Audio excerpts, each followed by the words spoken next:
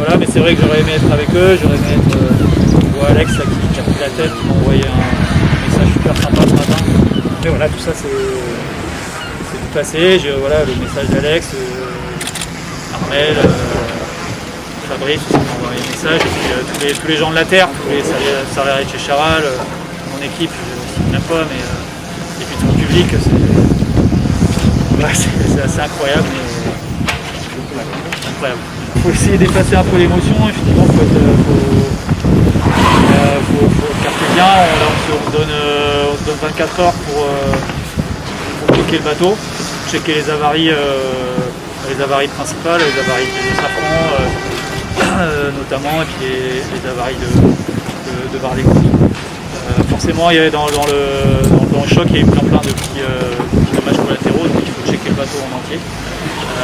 Et puis dans 24 heures, on aura un état des lieux de ce qui est cassé, de ce qui est réparable, de comment ça l'est, et puis on aura une date, j'espère qu'on aura une date dans le laps de temps qui est imparti pour repartir, et si on est capable de réparer, oui, on reprendra le départ. Ah ouais, si techniquement c'est possible, c'est évidemment l'objectif. Voilà, après comment ça se passera en mer, encore une fois, je l'avais dit déjà avant ce départ là, on verra bien, mais voilà, là pour l'instant l'essentiel c'est de checker le bateau, d'essayer de réparer, d'essayer de partir. En tout cas Jérémy, l'autre jour on t'a entendu dire à la fin je ne sais pas si tu repartirais, là tu nous dis autre chose là, c'est-à-dire que si c'est possible tu repartiras quoi.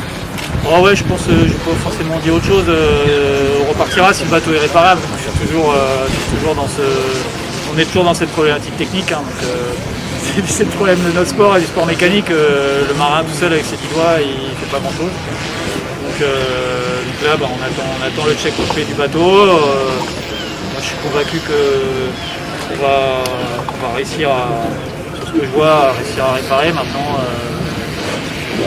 le diable se cache souvent dans le détail et il va falloir expertiser.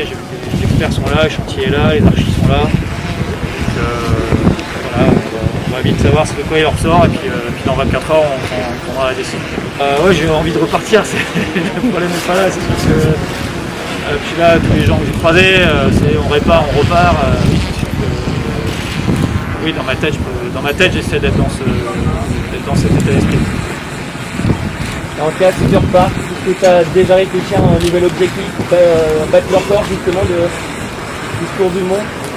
Oh, là, honnêtement, j'ai pas réfléchi. On verra. Si on repart, encore une fois, on verra comment ça se passe en mer. Ce qui est sûr, c'est que si je repars, tout le monde va être 3000 milles devant, quoi. Il n'y a plus de course. On verra. Je passe un peu par tous les états. J'ai démoli le garde-manger du bord, compulsé sur. Il n'y a plus de pétales de bœuf à bord, donc il va falloir qu'on recharge avant de repartir. Voilà, parce que ouais, t'as quand même un moment. Ouais, c'est pas facile à vivre, donc après tu gères le bateau, quoi. C'est pas facile d'aller au ralenti non plus avec le bateau, il fallait pas que j'aille trop vite pour pas continuer à abîmer les safrans. J'étais que sur une basse table, donc voilà, faut que le m'abîme. Donc tu fais attention à ne pas avancer trop vite, focaliser là-dessus. Et puis voilà, et puis t'attends avec impatience d'arriver à terre. Superbe course devant, ça navigue vraiment bien, tactiquement le petit coup à terre de Le Cam et compagnie, c'était du grand Le Cam. Donc voilà, la course elle est belle, il faut continuer à encourager ceux qui sont encore en course. Et le Vendée Globe se nourrit d'histoire aussi. Hein. Bah ouais, c'est le contraste qui fait tout ça, hein. C'est sûr que voilà, donc je suis du côté obscur ce coup-là. Voilà, Jean Le Cam par exemple, c'est super beau ce qu'il fait, c'est ce contraste-là qui nourrit pas l'imaginaire, mais la réalité de cette course.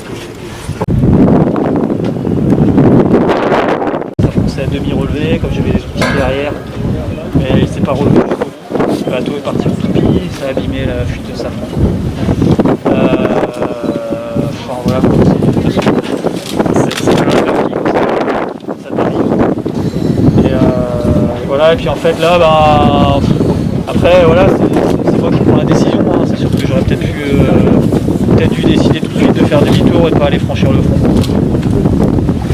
ça passait, et puis j'ai décidé de continuer, et puis derrière j'ai mon électronique, mes aériens qui sont tombés en rade, et puis la Bastak a pété, et puis c'est juste que j'étais pas dehors, hein, et que j'étais sur l'eau, je sais pas. Mon Oscar était éteint parce que en fait, l'écran était masqué, il y avait une saleté sur la caméra, donc elle était en alarme tout le temps. Du coup j'ai dû l'éteindre en me disant qu'avec la pluie dans le front ça allait nettoyer le bazar. Ce qui a été le cas, mais du coup j'avais pas l'Oscar en route quand j'ai tapé. Est-ce qu'il aurait vu, j'en sais rien. Mais, quand je dis ça, c'est mon sens. T'as un insecte sur la caméra et puis du coup t'es obligé d'éteindre le dispositif d'OVNI, et puis juste quand tu l'éteins tu tapes un truc. Je te dis ça. J'étais positionné où je voulais, j'allais pas comme un fou là dans le fond, je régulais bien avec Kevin dessous et puis Charlie. J'essayais de me calquer un peu sur la vitesse. Voilà, en particulier je suis là, et puis d'un coup la barre d'écoute est venue. Voilà. C'est une autre histoire, il faut déjà là expertiser le bateau, voir ce qui est réparable, comment c'est réparable, quel est le délai. La monture là, elle est vraiment technique pour l'instant. Et après, effectivement, si techniquement on est capable de réparer dans les temps, je repartirai en mer, et puis après on verra ce qui se passera, ce qu'il y a à faire en mer. On verra là. J'ai pas forcément envie de faire de plan sur la comète, ça sert à rien parce que je sais même pas si le bateau sera en état de repartir. Ouais, je pense que tous les mots que j'ai reçus de la Terre, tous les gens que je vois, tous les messages des salariés de Charal, forcément donnent envie de repartir. Et après, ce qu'il y a à faire en mer, je sais pas, on verra bien parce que c'est sûr que je ne peux pas cacher que c'est facile. Hein. J'ai quand même, ça fait 4 ans que je prépare la course. J'étais en tête de la course quand j'ai mon avarie, donc t'es quand même à fond là-dedans. Donc trouver une autre histoire, c'est pas évident. Mais en tout cas, là, l'histoire, c'est de réparer le bateau et puis s'il est réparé.